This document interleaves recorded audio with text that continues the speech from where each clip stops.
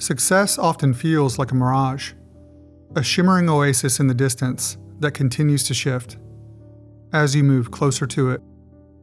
Society paints a picture of achievement in broad, familiar strokes. A high-powered career, a luxurious home, a hefty bank account, the attainment of power, or the applause of many. These markers, ever present in media and conversation, can trap us in an endless chase, leaving us to wonder, when is enough enough?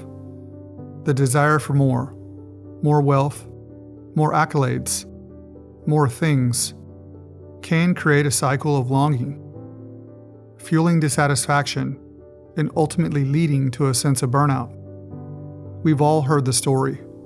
Someone amasses a fortune, ticks every box of achievement, yet remains unfulfilled and unhappy. So what leads to fulfillment? Ultimately, what is success? At its center, it is deeply personal, an intricate tapestry woven from individual values, dreams, experiences, and goals. When reducing it to material gain or societal recognition, it strips away its complexity, leaving more of a blunt fixation that is only temporary. Understanding how to really measure requires a shift, an internal realignment that moves away from the external noise. It requires us to look inward, to assess what truly matters, and to summon the courage to define success on our own terms as we navigate the daily gauntlet of reasons to measure it differently. We are bombarded with images and ideals that whisper or shout, more is better. Social media, advertisements, even conversations with peers and family subtly reinforce this narrative. The latest car, vacation photos on your social feed, the constant upward climb, titles, promotion, status, signal that to be happy and successful, you must keep accumulating. But this pursuit is often an illusion.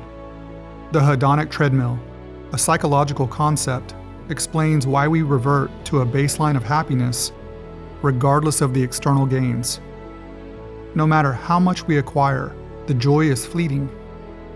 When we reach a new milestone, whether it's a promotion, a raise, or a luxury item, the satisfaction is short-lived. Before long, the exhilaration fades, and the hunger for the next achievement takes over. We become stuck on a treadmill, endlessly running but never arriving at the destination. There's no denying that striving for goals can lead to growth, but when accumulating becomes our singular focus, it hollows out our sense of purpose. This endless, extrinsic chase breeds disconnection from what makes life meaningful.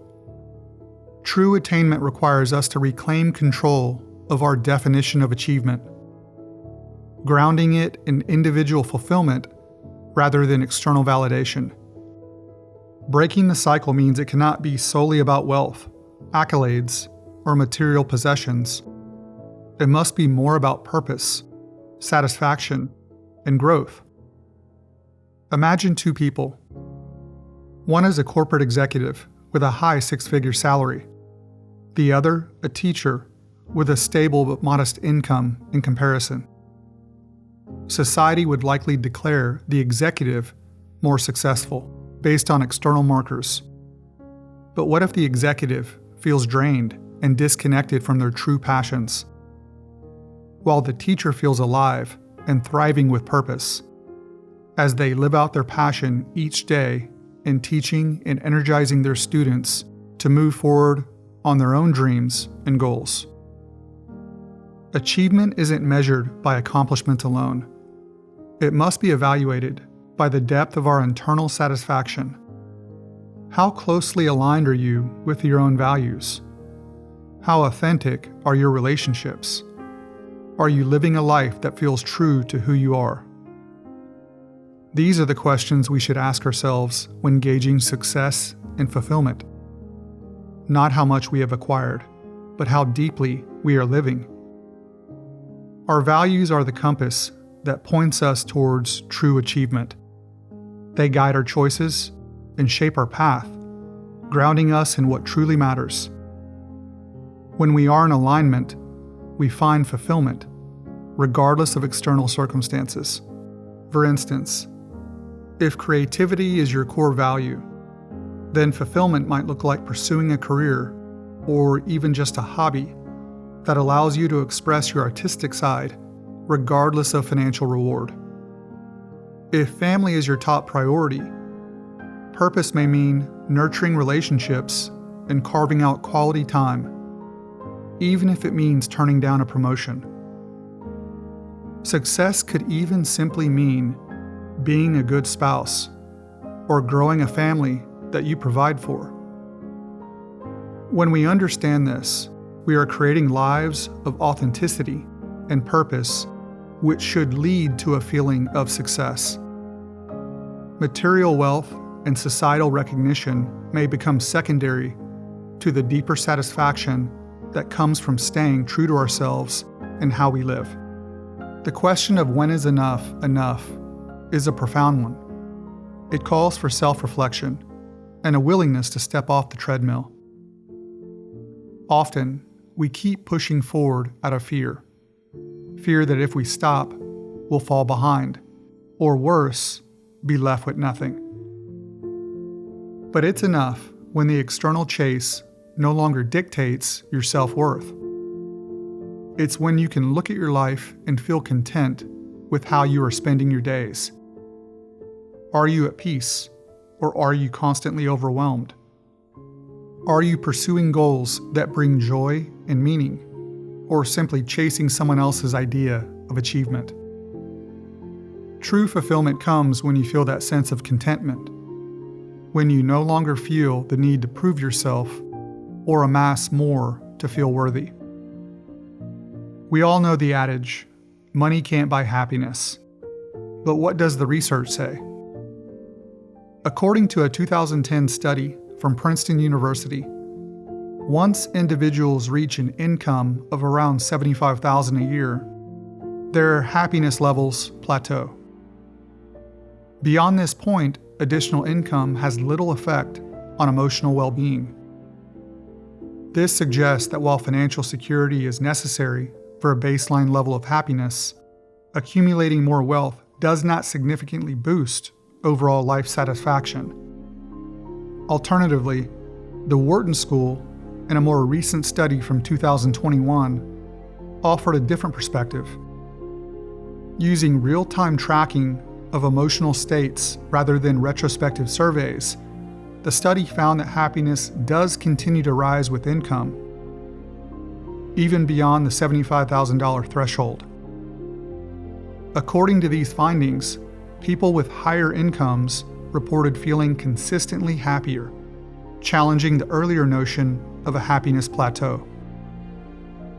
The truth likely lies somewhere between these two studies. While money can improve happiness to a certain extent, especially by providing security and freedom, its impact diminishes after basic needs are met, which also depends on what we perceive those basic needs actually are. If the idea of success is linked to money and possessions, then it is no surprise that higher incomes will inadvertently fuel happiness like a hot air balloon. Beyond that, deeper factors such as relationships and mental well-being play a much larger role in how we experience purpose and contentment. The concept of minimalism offers a compelling framework for this realignment, encouraging us to strip away the excess and focus on the essentials. It challenges the idea that happiness is tied to accumulating more, urging instead for a life that is centered on purpose, clarity, and simplicity. By paring down physical possessions and mental clutter, minimalism helps us uncover what truly matters. It forces a reckoning with our values and demands that we ask tough questions. Is this adding to my life? Or is it distracting me from what really counts? As a contrary to the masses, Minimalism offers a liberating notion that success might actually lie in less. This concept paves the way for a more deliberate and meaningful pursuit. So how should we measure success? Here are a few key dimensions to consider in doing so. Number 1. True success brings an enduring sense of calm and contentment. Are you at peace with your life's direction? Or are you perpetually stressed and dissatisfied with it? It's not about ceaseless striving. It's about reaching a state where who you are and what you have is genuinely enough. Number 2. Success is measured by how closely your actions align with your purpose. Are you engaged in work, relationships, or activities that reflect your core values and bring meaning to your life? Living a purpose-driven life means measuring by the richness of the journey, not by distant milestones. Number 3. The strength of your relationships is a major determinant of a fulfilling life. Meaningful connections, built on love, trust, and empathy, offer far more lasting satisfaction than any material achievements. Success is nurtured through deep, supportive relationships that enhance your life. Number 4. Fulfillment also comes from continuous growth and development. Are you evolving, learning, and becoming a better version of yourself? Success is dynamic.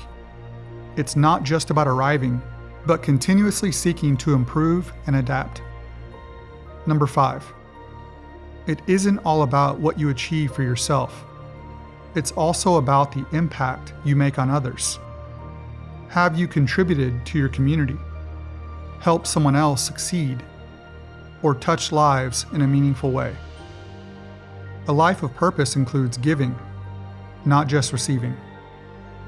What would the world see if all that existed in our physical realm was our hearts, minds, and souls? How would you view yourself? True success cannot be measured by external markers like wealth, status, or recognition. It is personal, shaped by our values, purpose, and relationships. When we strip away the material and focus on our inner selves, the real question becomes, are we living in alignment with who we truly are? Fulfillment comes when we find contentment in our day-to-day lives, when we no longer feel compelled to chase more for validation.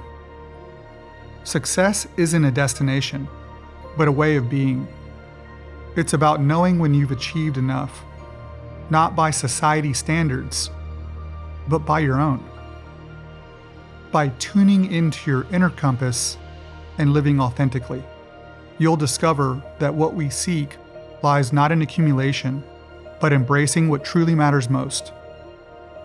In the end, real success is a state of mind, not something you can measure with numbers or accolades. How do you measure success?